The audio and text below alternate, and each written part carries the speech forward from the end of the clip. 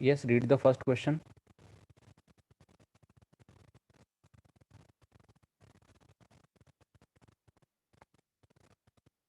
A circular coil of radius 6 centimeter and 20 turns rotates about its vertical diameter with angular speed, ये omega का value है angular speed, in a uniform horizontal magnetic field of magnitude, ये magnetic induction है B. If the coil form a close loop of resistance, ये R है, then the average power loss due to the joule heating is, हमें यहाँ पे average power loss मतलब it is average power dissipated बोलते हैं हम उसको, या फिर एवरेज पावर लॉस या फिर एवरेज पावर डिसिपेटेड हम उसको जनरली बोलते हैं। Now it is nothing but P, इसको हम ऐसे लिख सकते हैं ई आई डिवाइडेड बाय 2। देखो ये एक्चुअली होता क्या है, ये जो एवरेज पावर होता है ना, ये होता है E zero by root two, I zero by root two, E R M S into I R M S. तो ये हो गया फिर E zero I zero divided by 2, E zero I zero divided by 2। अब देखो ये ई zero को ई बोला है, आई ज़ीरो को आई बोला है, डिवाइडेड बाय 2, वही लॉजिक है, E zero I zero divided by 2। Okay, now यहाँ पे हमें ईएमएफ एंड करंट का वैल्यू फाइंड आउट करना पड़ेगा, तब जाके हमें एवरेज पावर यहाँ पे मिल पाएगा। नाउ जो गिवन डेटा दिया है, तो ई ज़ीरो हम यहाँ पे निकालते हैं, पीक ईएमएफ। आप अगर ये आपको अंडरस्टैंड नहीं हो रहा तो ये छोड़ दो, P equal to E zero I zero divided by 2, ये तो पता है आप लोगों को। एक्चुअली कैसे आता है, E zero by root two I zero by root two, फिर ये root two into root two हो गया 2, E zero I zero as it is. तो पहले हमें फाइंड आउट करना पड़ेगा E zero. Firstly I will go for the E zero, हम यहाँ पे फाइंड आउट करेंगे। नाउ ई ज़ीरो को हम, अब आप यहाँ पे थोड़ा सा गिवन डेटा देखिए, इसको हम एन ए बी ओमेगा इस फॉर्मेट में फाइंड आउट कर सकते हैं, E equal to N A B omega. देखो एन डायरेक्टली दिया है, ए डायरेक्टली नहीं दिया है, पर रेडियस दिया है, उसको मैं पाई आर स्क्वायर लिखूंगा, B omega as it is. Okay, क्योंकि बी एंड ओमेगा दोनों वैल्यूज मुझे यहाँ पे दिख रहे हैं directly.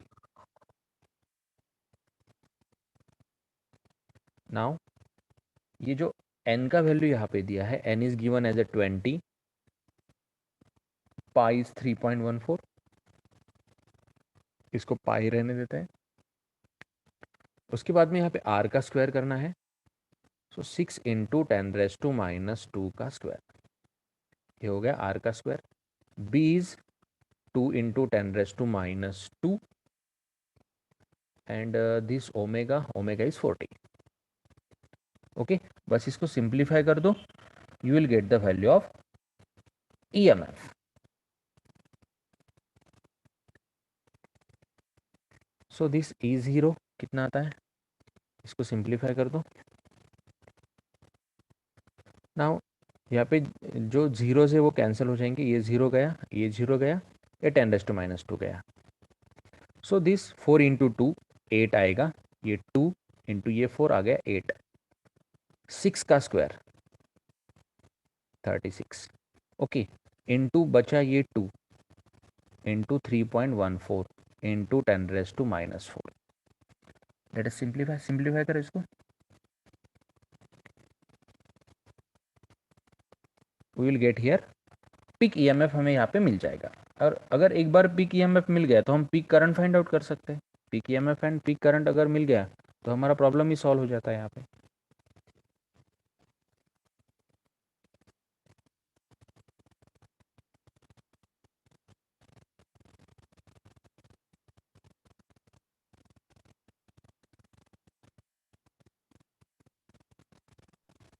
1808.64 into 10⁻⁴. Okay, I think it should be 0.18. हो. Yes, this peak EMF is 0.18 volt. ऐसे लिख सकते हैं ना उसको. Okay, now once you have the peak EMF, you can find out the peak current na, by using the relation E equal to IR. यहाँ पे लिख दो पीक EMF, ये हो गया peak current R as it is. So this I0 equal to E0 divided by R. अब ये E0 तो है हमारे पास 0.18 एंड R कितना दिया है, R है 8. ओके, इसको सिंप्लीफाई कर दो, ये आएगा 0.023. ओके, ये I0 आ गया. Now I got I0 as well as E0.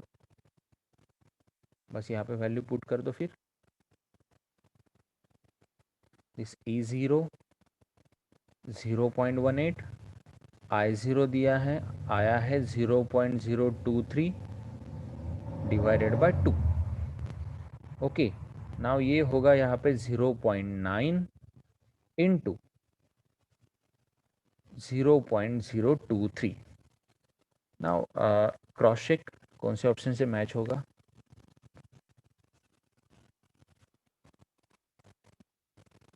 Approximation करके मैचअप करके देखो आप. नाउ यहाँ पे क्या है, 2.023 इंटू 0.9. ओके, मतलब ऐसा आंसर आना चाहिए वो 2021 की रेंज में होगा. 23 से थोड़ा सा छोटा होगा, 23 से थोड़ा सा छोटा, क्योंकि 0.9 से मल्टीप्लाई किया है. तो मुझे यहाँ पे ऑप्शन ए. ऑप्शन ए दिख रहा है सीधे सीधे कि ये 20.7 की रेंज में आ सकता है. क्योंकि देखो, अगर इसके पॉइंट्स अगर हमने हटा दिए सब, तो ये आ जाएगा 0.9 इंटू 23 इंटू 10⁻³ बराबर है. अब 23 इंटू 0.9, इसको 1 पकड़ लो ना, मतलब 23 से थोड़ा सा छोटा, 23 से थोड़ा सा छोटा इंटू 10⁻³. सो 20.123 आना चाहिए ना, 10⁻³ आना चाहिए यहाँ पे. एंड ये इधर का एक पॉइंट हमारा 0.9 वाला. सो option A will be correct. 2.07 into 10⁻³ हमने यहाँ पे गेस किया है आंसर, डॉट कैलकुलेट नहीं किया. आप डॉट कैलकुलेट करके देख सकते हैं.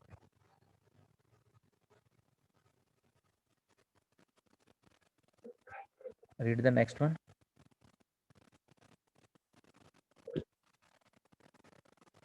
Which of the following does not use the application of AD current? इसमें से कौन सा AD करंट का एप्लीकेशन नहीं है. Electric power meter, induction furnace, LED lights, magnetic brakes in the train. हमने जो एप्लीकेशंस देखे थे, तो इसमें से LED light, it is not the application of the AD current. LED light, LED light नहीं आता है. इलेक्ट्रिक पावर मीटर आएगा, इंडक्शन फर्नास भी आता है, magnetic brakes in the train भी आता है. All these are the applications of AD current. सिर्फ LED light is not the application of AD current. Induction furnace make use of, induction furnace हमने discuss किया था. Self induction, mutual induction, AD current, none of these. It uses the AD current. Induction furnace uses the AD current.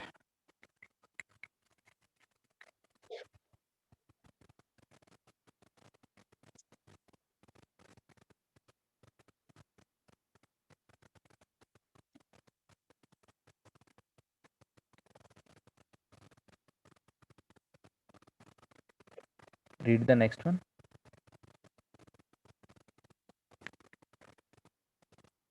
The mutual inductance M12 of a coil 1 with respect to coil 2. मतलब दो coils दिए हैं यहाँ पे. ये first वाला coil है 1 and यहाँ पे और एक सेकंड वाला कॉइल दिया है 2, और दोनों के बीच में जो म्यूचुअल इंडक्टेंस दिया है M12 दिया है. The mutual inductance M12 of a coil 1 with respect to coil 2 increases when they are brought nearer, depends on the current passing through the coils, increases when one of them is rotated about an axis. Both A and B are correct.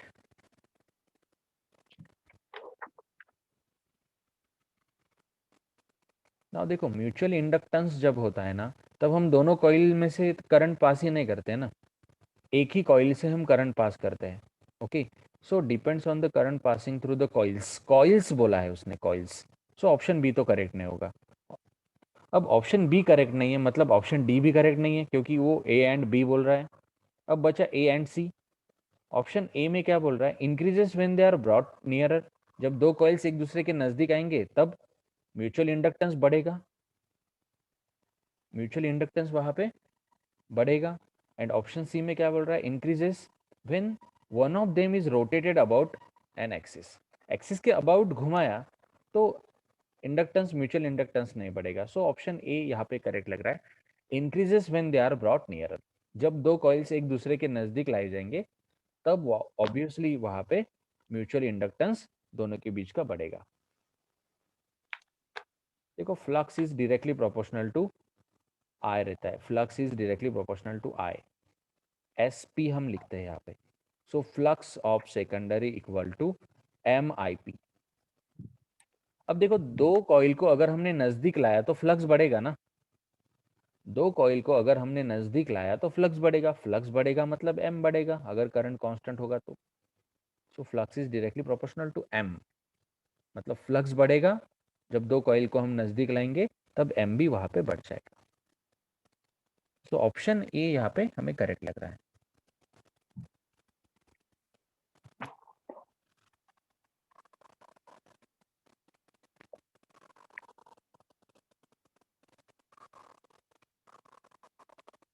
If n is the number of turns in a coil, the self inductance varies.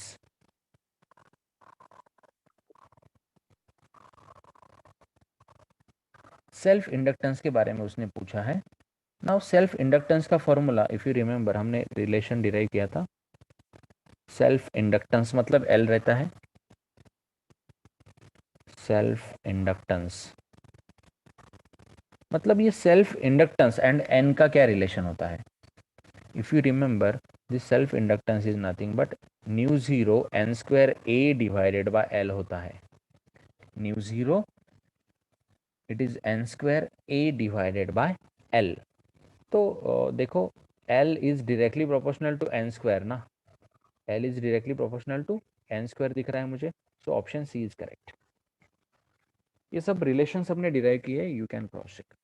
New zero N square A divided by L.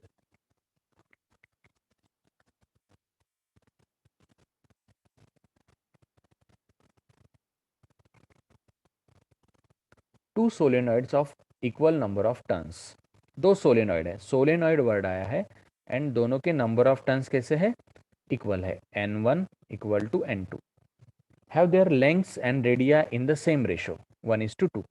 Length का ratio दिया है and वही radius का भी ratio है 1:2। The ratio of their self inductance will be, हमें निकालना है L1 by L2, self inductance का रेशो यहाँ पे फाइंड आउट करना है। ओके, अब देखो, प्रीवियस प्रॉब्लम में हमने जो रिलेशन यूज किया वही यूज करते हैं यहाँ पे। This L equal to mu zero N square A divided by L. Okay, अब देखो, ये L मतलब लेंथ होता है, एंड ये जो L होता है ना, ये सेल्फ इंडक्टेंस होता है। ओके, अब देखो यहाँ पे मुझे रिलेशन कौन सा चाहिए, लेंथ का रेशियो दिया है एंड रेडियस का रेशियो मुझे दिया है, तो इसको मुझे एरिया है यहाँ पे, रेडियस तक लेके जाता हूँ यहाँ पे।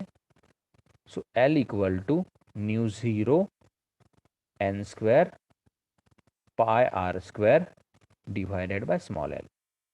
मीन्स फाइनली जो मेरे काम का रिलेशन है यहाँ पे, this capital L is inversely proportional to small L and it is directly proportional to R का स्क्वायर।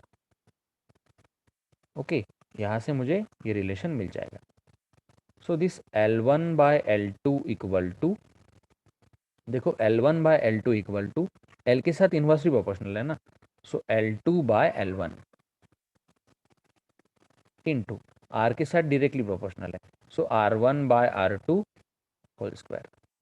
L2 बाय L1 कितना आएगा, देखो L1 बाय L2 1/2 है, ये आएगा 2/1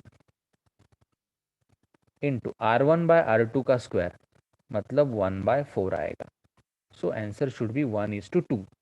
option A is correct, 1:2.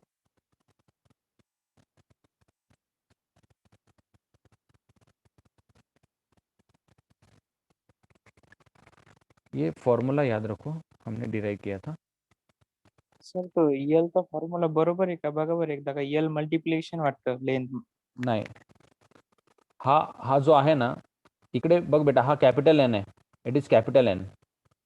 Capital एनला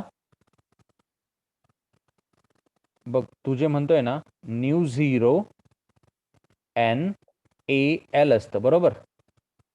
बरोबर आहे का? न्यू हो झिरो एन ए एल असतं. It is for L. But this L equal to mu zero N. N means what? N by L into A L. हा mu zero N square येतो इकडे. किंवा बघा, काही केसमध्ये आपण एन बाय एल जर घेतलं तर इकडे काय येतं? एन स्क्वेअर येतं. आणि एन स्क्वेअरच्या टर्म्समध्ये इकडे एक एल कॅन्सल होतो. डिव्हिजनमध्ये एकच एल राहतो. आपण हा रिलेशन डिराईव्ह केला होता, एकदा क्रॉस चेक करून घ्या. 2 केसेस आहेत त्याच्यामध्ये. फक्त व्हेरिएशन कुठे येतं? कॅपिटल एन आणि स्मॉल एन. हे 2 पॅरामीटर्स फक्त चेक करा. This small N is nothing but N by L, number of turns per unit length. तुम्ही जो म्हणताय त्याच्यावरती पण आपण प्रॉब्लेम घेणार आहोत अजून.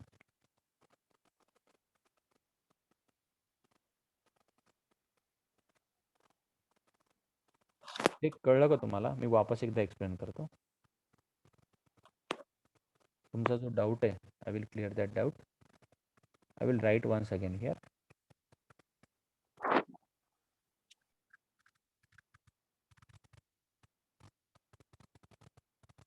आय गॉट युअर डाऊट. तुमचा डाऊट असा आहे की sir, this L equal to mu zero N square A L.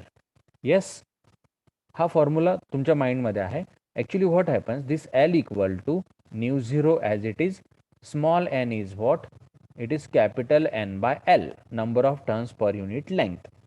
So it will become n square divided by L square. AL as it is. Now this L will get cancelled. So L equal to nu zero n square A divided by L. हा relation मी इकडे use केला बेटा. Mu zero N square A divided by L. Okay, mu zero N square, this is A divided by L. You got it बेटा? कळलं का? हो म्हणजे लक्षात ठेवा, दिस स्मॉल एन, तुम्ही जे म्हणताय ना, तो स्मॉल एन आहे. Small N can be written as a capital N divided by L.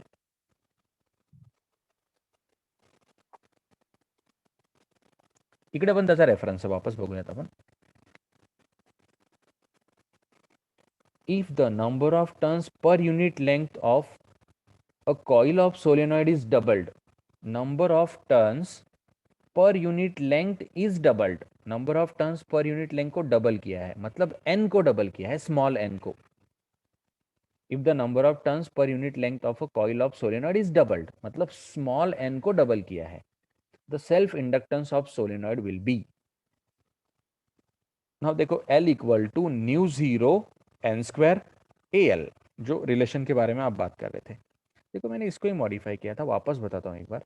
L equal to mu zero, small N मतलब क्या रहता है? Capital N by L whole square A L. So L equal to mu zero N square L square A L, एक L गया, L equal to mu zero N square A divided by L. So this is the relation we have used in the previous question. इसको हमने previous question में use किया था. ये formula सिर्फ solenoid के लिए चलता है, सोलेनॉइड वर्ड के लिए चलता है. अब देखो, यहाँ पे मैंने स्मॉल एन क्यों लिया? क्योंकि उसने बोला है कि स्मॉल एन को डबल कर दिया. अगर स्मॉल एन को मैंने डबल कर दिया तो एल पे क्या इफेक्ट होगा?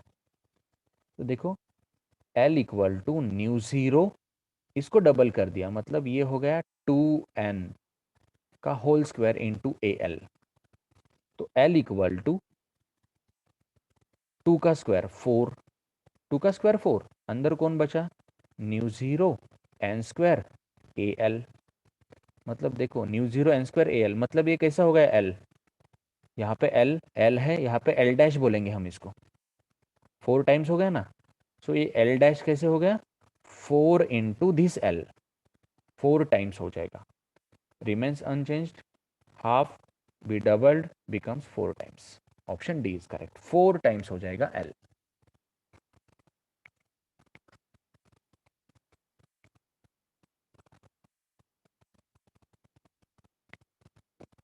Don't get confused with these relations. Huh? These are two same relations.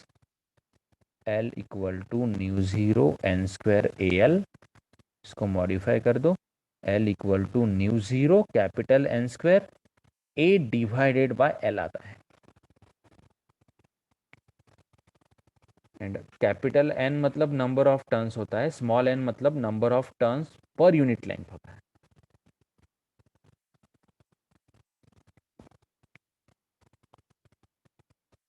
Next one, a pair of adjacent coils has a mutual inductance of 2.5 Henry if the current in one coil changes from 0 to 40 ampere. मतलब देखो यहाँ पे I1 कितना है, 0 है, and I2 कितना है, 40 है।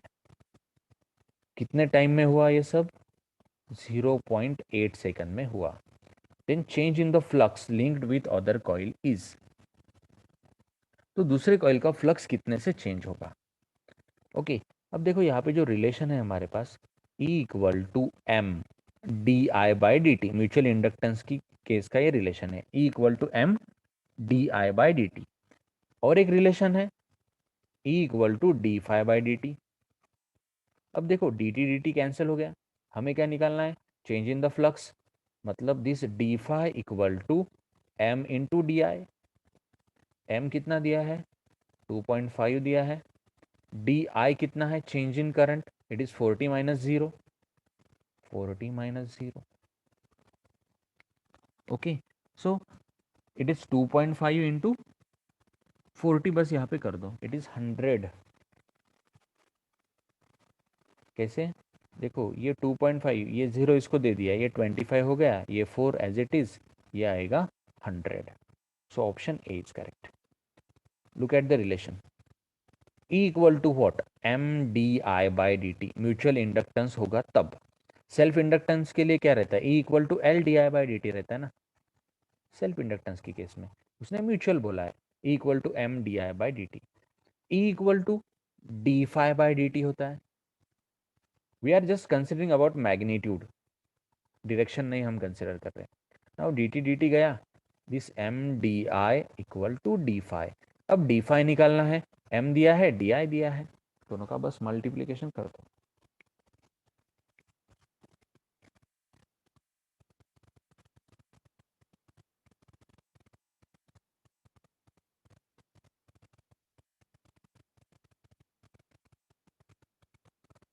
The coefficient of mutual inductance of two coils depend on medium between the coils, distance between the coils, orientation of the two coils, all of these।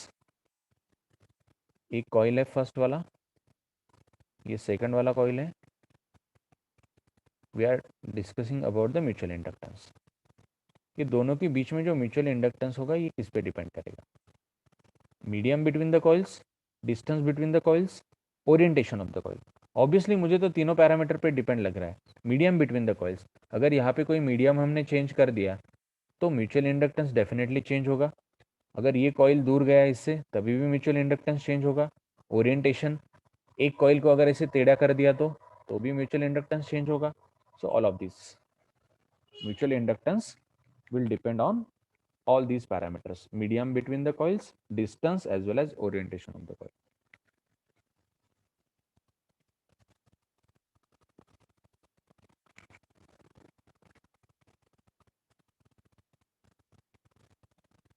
In a coil current falls from I1 5 ampere है, I2 है 0।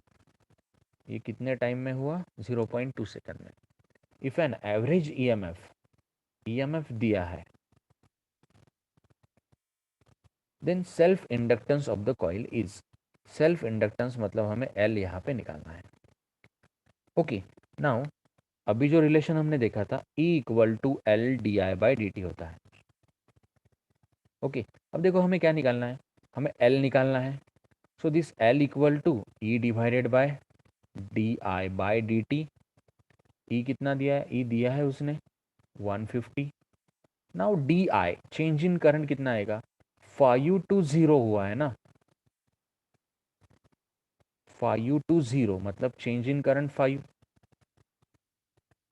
चलो D I by D T इधर निकाल लेता हूँ, D I by D T change in current कितना है 5, कितने टाइम में 0.2। ओके, अब ये वैल्यू चेंज करके बस वहाँ पे रख दो, D I by D T, इसका पॉइंट एक से शिफ्ट कर दो ये हो जाएगा 50, इसका एक से शिफ्ट कर दो ये हो जाएगा 2, मतलब ये आएगा 25, ये 25 आ गया, मतलब यहाँ पे D I by D T कितना आ गया 25। बस इसको सिंप्लीफाई कर दो, it is 6 henry. Option D is correct, 6 henry. देखो ये फॉर्मूला आपको सब पता होने चाहिए, E equal to L D I by D T. Self inductance की केस में सब रिलेशन डिराइव किए हैं, म्यूचुअल इंडक्टेंस की केस में E equal to M D I by D T. ये बहुत बेसिक रिलेशन है, ये आपको पता होना यहाँ पे एक्सपेक्टेड है।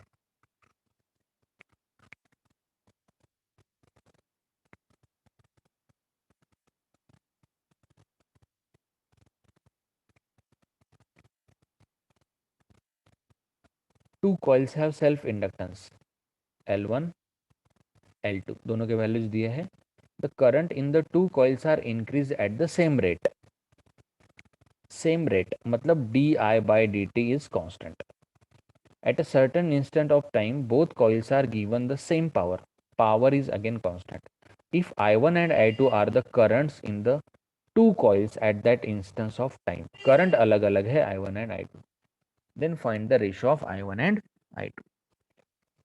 अब देखो यहाँ पे सेल्फ इंडक्टेंस उसने मेंशन किया है, सेल्फ इंडक्टेंस मेंशन किया है। सेल्फ इंडक्टेंस का फॉर्मूला हमने देखा है E equal to L D I by D T.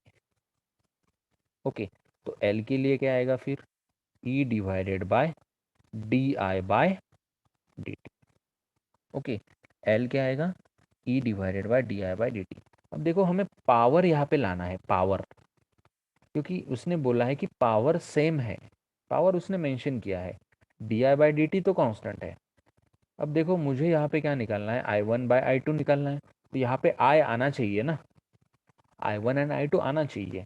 ये rate of change of current है, ये with respect to time rate of change of current है, change in current with respect to time दिया, ये constant है। अब power उसने mention किया है एंड करंट भी मेंशन किया है। वी नो दिस ई जो होता है ना, ई की जगह पे हम आई आर लिख सकते हैं, E equal to what I R, and division में आएगा D I by D T as it is. Okay, now ये I as it is, R को हम कैसे लिख सकते हैं, can I write like this P by I का स्क्वायर। ओके, पावर को हम, आर को हम ऐसे लिख सकते हैं ना, P equal to I square R रहता है ना, तो आर क्या आएगा P बाय आई स्क्वायर आएगा ना, P equal to I square R रहता है। आप मॉडिफाई करके देखो इसको, P equal to E I. अब देखो E क्या होता है, E equal to I R into this I, तो ये क्या होगा आई स्क्वायर आर हो जाएगा ना, यहाँ पे आई स्क्वायर आर। सो यहाँ पे आर की जगह पे क्या आएगा, R equal to P by I का स्क्वायर, पी बाय आई का स्क्वायर। देखो मुझे क्या करना है, यहाँ पे आर को हटाना है, आर को हटाना है क्योंकि आर मेंशन नहीं है, यहाँ पे ई भी मेंशन नहीं, इसलिए पहले ई को हटाना था, E equal to I R आ गया। आई यहाँ पे चाहिए हमें, आर नहीं चाहिए, आर मेंशन नहीं है, तो आर को मैं लिख सकता हूँ पी बाय आई स्क्वायर। अब देखो पी एंड आई के फॉर्म में ये आ गया, पूरी तरीके से वही फॉर्म में हमें चाहिए, क्योंकि पी एंड आई यहाँ पे मेंशन है, पी एंड आई को उसने क्वेश्चन में मेंशन किया है। अब इसको थोड़ा सा सिंप्लीफाई कर दो, this I will get cancelled. Now it is P divided by I di by dt. Okay, so I got here L equal to P divided by I D I by D T. ये rate of change of current है and ये current है. अब देखो उसने power same है बोला है, D I by D T भी सेम है बोला है, मतलब पावर कांस्टेंट हो गया, D I by D T भी कांस्टेंट हो गया. So L is inversely proportional to I ना. L is inversely proportional to what, I. अब देखो L is inversely proportional to I हमें यहाँ पे यूज करना पड़ेगा. Now I one by I two equal to L2 by L1. Now L1 and L2 तो दिए है. L2 कितना दिया है 1 milli henry and L1 4 milli henry. MH cancel हो गया, so 1:4. Option B is correct. देखो क्वेश्चन को हमने मॉडिफाई किया है हमारे गिवन डेटा के accordingly. E equal to I R किया, आर नहीं चाहिए, R equal to P by I square किया है. बाद में जो टर्म्स यहाँ पे कांस्टेंट है उनको हमने हटा दिया है, क्योंकि एल एंड आई का रिलेशन हमें पता नहीं था. एल एंड आई का क्या रिलेशन होता है. अगर आप ये रिलेशन डायरेक्टली याद रखते हैं ना, L is inversely proportional to I, ये बाकी के पैरामीटर कांस्टेंट होते तब, तो आप इसको डायरेक्टली सॉल्व कर सकते हैं.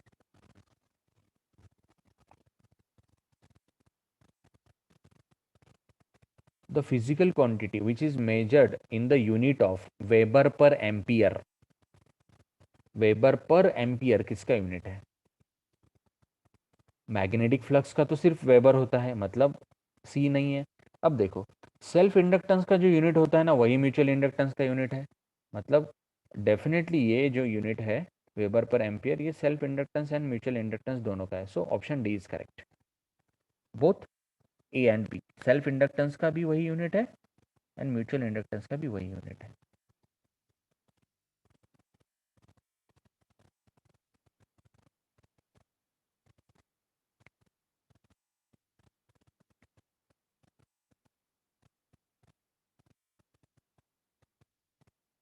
Yes, take this problem for homework, task for today.